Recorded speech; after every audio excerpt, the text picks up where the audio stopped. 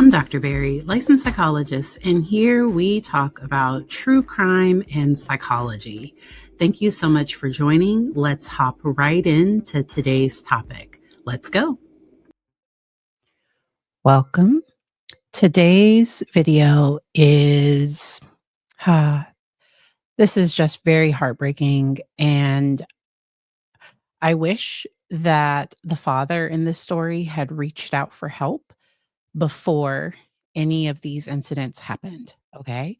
We do have a 911 call to review because the father confesses to the crime on 911. And there is one child that survived.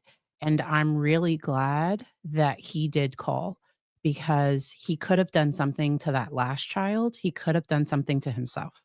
Okay. And so this is just wow. Good. I'm glad that the countdown isn't too loud or too jarring. I'm glad. Welcome. Karen is one of my mods, and so welcome to everybody that's joining. So prepare yourself. If you need to skip this one, I will be talking about the Abby Zwerner case at 2 p.m.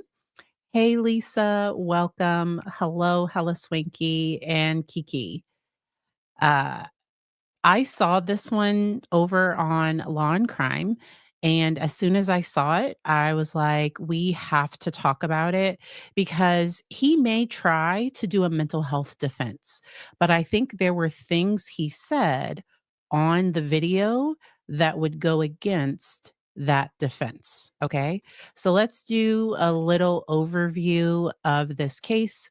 This case involves, so this is the father. His name is, I believe it's Wellington Dickens the third. Yes, Wellington Dickens the third, and his children were registered to be homeschooled. And on stories like this, how many times have we seen homeschool kids that something's happened and nobody's known? These children were not properly registered for homeschool, so the North Carolina was not aware that they were supposed to be homeschooled. Nobody was tracking these children, and unfortunately, sometimes people can isolate themselves. I am all for homeschool if it's being done appropriately. If it's being done in a way that's beneficial to the children and children are safe, homeschool is great. There are some situations where, unfortunately, because the child isn't seeing other people outside of their family, bad things can happen. All right. And so I did just want to mention that part. And all right. So I don't know if it was this Monday or if it was Monday of last week, Wellington Dickens III, he called 911. Okay. And so we are going to listen to this 911 call. Okay. Please, and this case involves the death of 4 children, and it was over months. So it started in May, and then the last one was in September of this year. Okay. Johnston County 911, location of emergency. Yes, I got an emergency, but it's not an emergent, but just have a confession.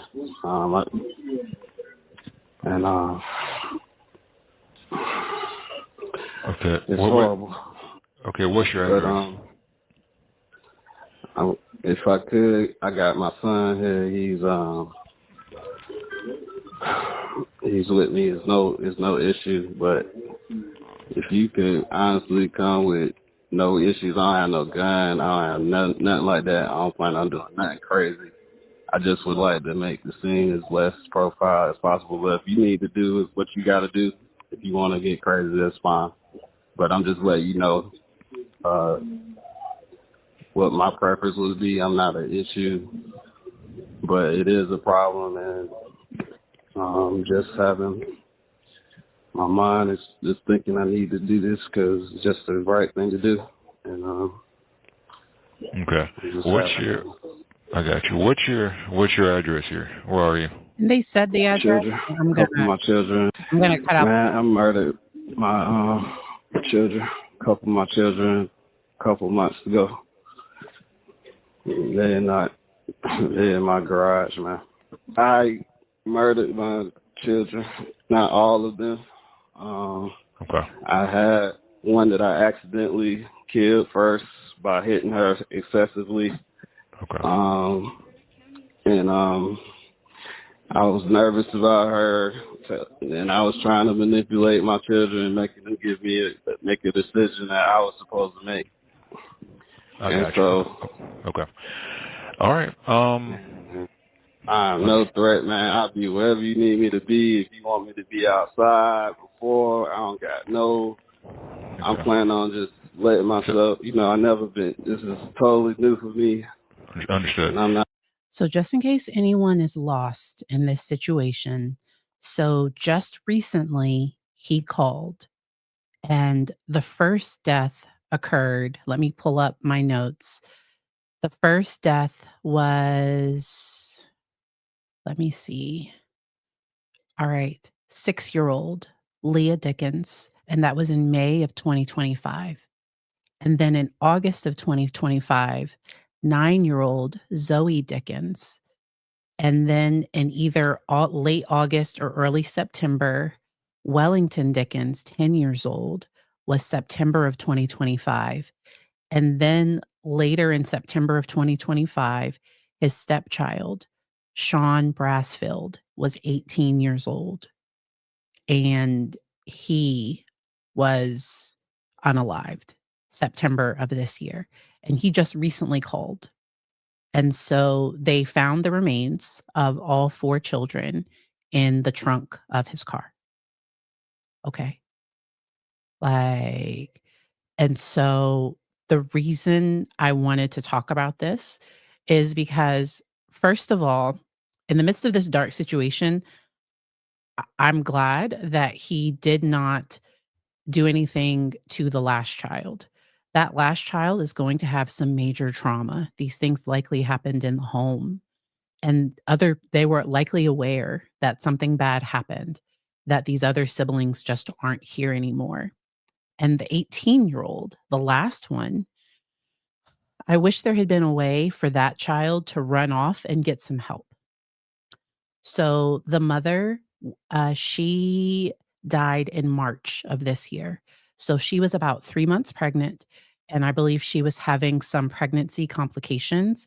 And it's my understanding, based on some news reports, so I don't know if this is true or not, but based on some news reports, it sounds like she refused medical care, but she was in the process of, so trigger warning for miscarriage.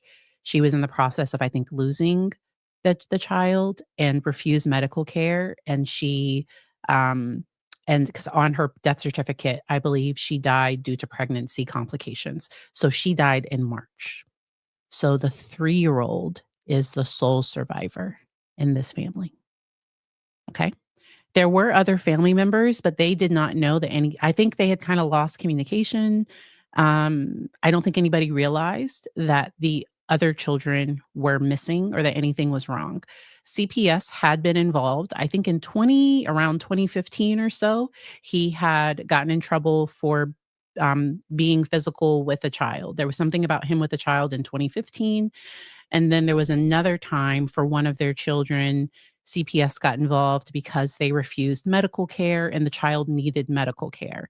And I think they tried to sue the place because they were trying to force medical care. And it was something about, it was against their religious beliefs to accept medical care. And that's where I was wondering if there were some odd fringe cultish beliefs or something. I was wondering what was going on with all of that.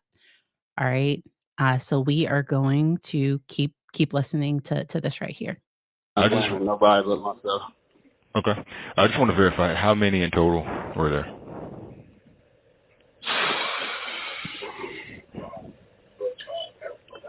I have my daughter, my youngest daughter. Okay. So they started after the death of his wife.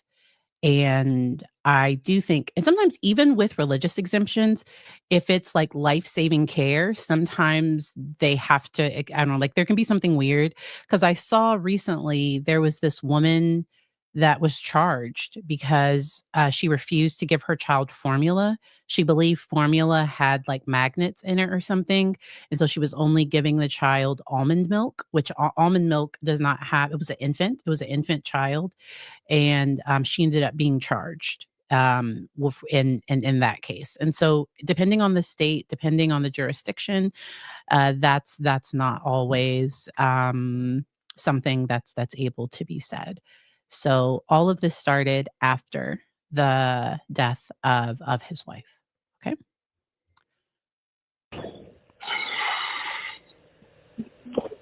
Is it just one? Is that correct? No. How many in total? No. It's 3 of mine and my stepson and everybody. I mean, it was my fault. Everybody, it was my fault for everything. Okay. So I want you to just hang tight. So that's where, when he says it was my fault, and I think he's also going to say that he was on drugs and alcohol. So I think those things are going to go against any potential mental health defense. We'll keep going. You'll get you something help into the area, okay? They in the trunk. They in the trunk of my car in the garage, to be specific. That's what he did. And I was just out of my mind. Nobody made me do nothing. It was all me. And I was just up from the first one, and I lost my mind. I wasn't thinking right. I was on the drugs and smoking, drinking. Yes, I was doing ice, everything. Got it. Okay. Okay. So that's where I don't think he'll be able to do a mental health defense unless for some reason his lawyer, and I don't know that he's even going to try to fight the charges. He's already appeared in court once or twice, at least once, possibly twice. They initially only charged him with 1 count, and I believe he's now facing 4 counts of capital M. This occurred in North Carolina. Okay. This case, and it's Johnson County, North Carolina. That is where, yes, Johnston County, North Carolina. I want you to hold on one moment because everything. Mushrooms. I was on a lot of stuff. Okay. I want you to hold on one moment here, since you are in the county jurisdiction. All of it. I did cope. Got it. We're going to try to get a trooper. Listen to me, okay? 1 second. We're going to try to get a trooper out there, deputy out there to you. I might have missed something. So I think by the time he wanted to talk, so I don't even know that he's listening at times to what the other person is saying, or he has such a guilty conscience and he's trying to say everything that he just keeps talking. Mongoose says that he sounds drunk.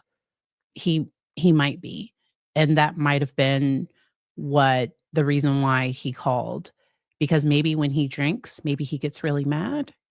And then, I don't know, but I understand. We're gonna try to get a deputy out there to you here. I want you to hold on 1 second, okay? I killed my children.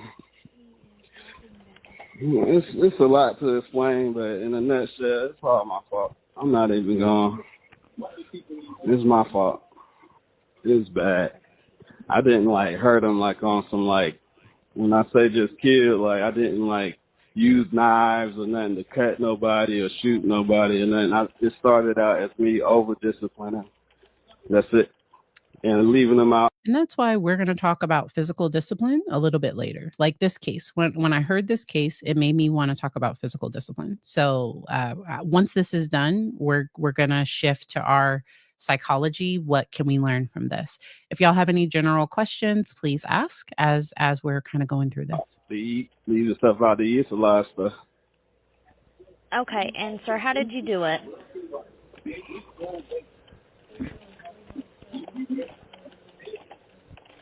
Sir? Yes, ma'am. Okay, how did you do it? I beat on them sometimes.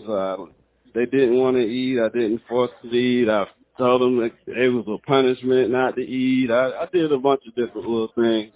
Thought I was trying to. It's a lot of things, and I'm trying to just do the right thing because I left something. I tried to call a lawyer earlier, but I could have maybe called a lot more lawyers. I just did one. I should have just started calling all of them, and just trying to So his first thought was to call a lawyer, and then a lawyer could have potentially said, okay, go ahead and turn yourself in. Don't make any statement without me there. I don't know if any lawyer would have, because he's likely going to be assigned a public defender. That's what I'm thinking will happen. Or the lawyer would have advised just go down to the police station, turn yourself in. Or I don't know if they would advise him to call 911. Lisa, I'm not sure. So they have the estimated time ranges, but what he's confessing to, I believe that's what they think happened. That is my understanding. They're going to have to deal with the state of the bodies, um, especially the earlier ones, because it might take a while for autopsies and all those things. Welcome as a new member. Thank you for joining our community. All right, I'm gonna go ahead and press play. I was basically trying to turn myself in without it being extra. But like I said, if y'all want to do it extra, that's fine. I didn't know your procedures. Within minutes, deputies from the Nash County Sheriff's Office arrived at his home. In the garage, they discovered the bodies of 4 children, each wrapped and sealed inside the trunk of a car. A 3-year-old boy, Dickens' youngest, was found alive inside the home. He was taken by DSS for medical evaluation. According to the Johnston County Sheriff's Office, Dickens' victims were 6-year-old Leah Dickens. She was allegedly killed in May. 9-year-old Zoe Dickens was allegedly killed in August. 10-year-old Wellington Dickens IV, killed in late August or perhaps early September. And 18-year-old Sean Brasfield, Dickens' stepson, was killed in September, according to law enforcement. All right. So I have a link to that full video if you'd like. I pretty much played I pretty much played it all. There's a police conference. Oh, they do go into the mother a little bit in that video. Let me just show you all. Let me see if I can share my screen again. It's this one. Okay. And so on the full video, they talk a little bit about her mother, about the mother of the children. And once again, my heart just breaks for that surviving child. They lost all of their siblings and their mother, and their father is likely going to spend the rest of his life in jail. And because he confessed, I don't know if his lawyer will try to use that because in North Carolina, I think North Carolina has the DP. So, because it seems like he wanted to be taken without issue. So, especially as a Black male, being taken with no issue means he didn't want the police to harm him, to harm his child. And so that's why he was saying, I'm not going to be an issue. Y'all just come, I'm turning myself in. That's why he was making those kinds of statements. My heart truly, truly does break for the family. And once again, everything seemed to go downhill after the death of his wife. He also is I believe what they said, an Iraq veteran. And I do have resources down in the description for veterans. I do not know what his lawyers will say or what type of deal they might try to negotiate. I do think that he should spend the rest of his life in jail. Those are my own personal thoughts. I don't think if he did that to 4. I think he should spend the rest of his children. 3 of his biological, one stepchild. The 18-year-old is technically a legal adult, likely, and so they'll look to see, did that child try to fight back? They're going to look into all those things. Those details have not been released. I agree that we need to make mental health care more less taboo and more available. Okay, so I work with veterans. TRICARE is one of my lowest payers. I don't, but I really enjoy supporting the military and supporting active duty, retired, and their families, and so that's why I accept this. I accept that insurance.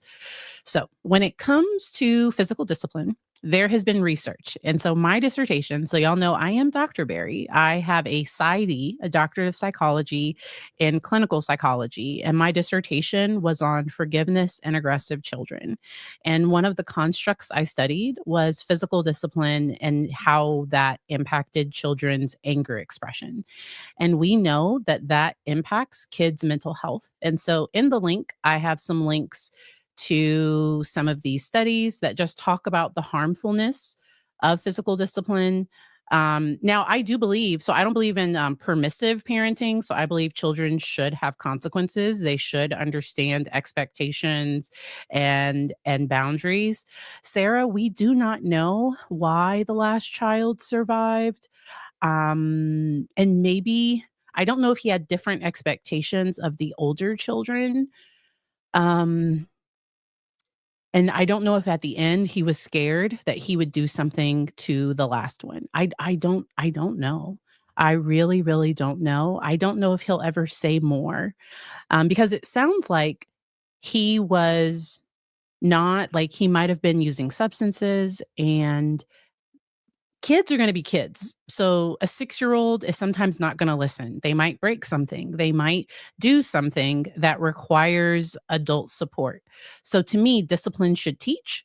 And what physical discipline or corporal punishment, what it teaches is it teaches kids to be sneaky. That, oh, if you don't like something or if somebody makes you mad, you hit them. Like that's what it teaches them. And then my other issue is that it's legal for me to hit my child, but it's not legal for me to hit my husband. And I personally have an issue with that. Corporal punishment is legal in the state of Virginia. For me and my practice, so I do let the people that I work with know, because any child I'm working with has a mental health diagnosis. And so there's ADHD, anxiety, depression, adjustment disorder. There is something going on. And with kids, when they are not okay, they show it in their behavior. And sometimes I've had adults not manage their anger, not manage their emotions, or it sends a mixed message to the child. So my child knows no one has the right to put their hands on him, including mommy and daddy. Mommy and daddy don't put our hands on him either. No one has the right to put their hands on him. And to me, physical discipline, it teaches this mixed message of, I love you, so I'm doing this because I love you.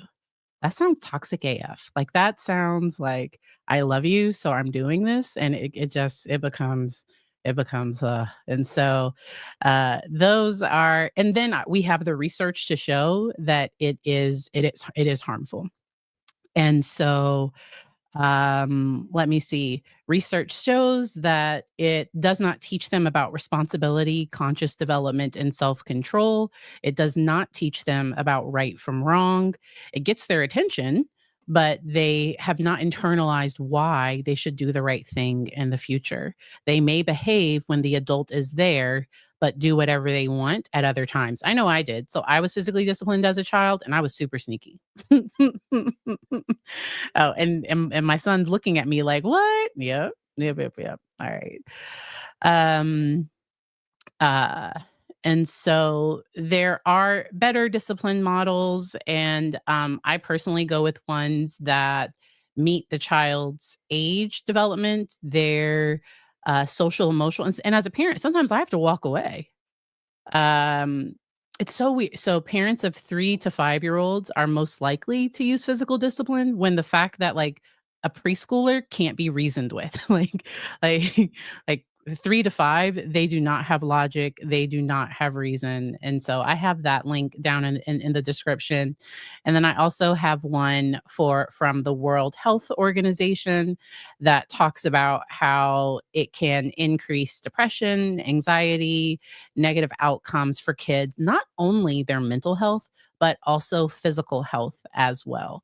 And when we talk about physical health, for the Adverse Childhood Experiences Scale, one of the questions is, did an adult use physical discipline? That is one of and it doesn't say where did you ever have marks? Did you ever have negative effects because of it? It was just the act of of hitting a child that can rewire the way their brains and body works. And so that's just my thing. Ooh, Lisa says she was also very sneaky. Yes, yes, yes, yes. Um, and he described it as him disciplining them and taking it too far. And it's like they may have also been grieving the death of their mother. Because let's say those children were having behavior problems. Let's say they were really struggling. And I know not everybody likes therapy or support, but like get those kids to a therapist. Give them a safe place to talk about it. Um, it's a lot. It's a lot. And so, yeah, it really was a recipe for trouble, PTSD. He already had the history of being physically harmful. And so with the hair, I got bored, I think on Monday, and I just decided my hair, it wasn't straight, it wasn't curly, and so I did straighten it. I did go to Zumba on Wednesday, and that brought a few of the curls back. A few of the curls came back because I did, and I told the Zumba lady, I was like, you know that because I'm gonna mess up my hair for you. I had a really great time. Therapy, it's been a lot. And so I did also want to mention if you live in a state and if you're impacted by any changes to SNAP benefits or anything, please. So a lot of states are offering programs to supplement. I know in the state of Virginia, you can apply for a program that's going to provide coverage week to week until SNAP benefits are fully reinstated. And I think a federal judge said that the US government has to fund the program because I think there are contingency funds available. I don't know what will happen with that, but I just wanted to mention that. So I think he isolated himself from his family. So I think the support was available if he had asked for it. Some people, especially in grief, because I don't know if he dug deeper and got more and more isolated. Because also, let's say it was too much for him to try to homeschool the children. Because I don't know. Sometimes people register kids from homeschool, but they don't actually teach them anything.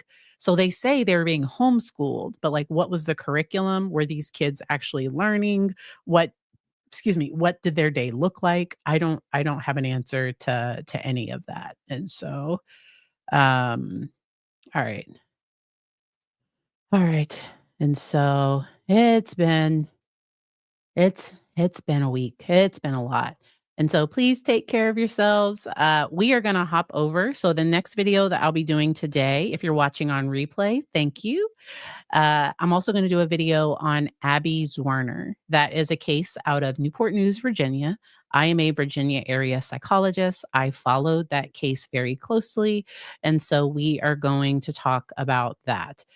Parents do not. So Karen asked, do parents get funds for homeschooling? No, no, they don't. So there's nothing that people receive if they decide to homeschool.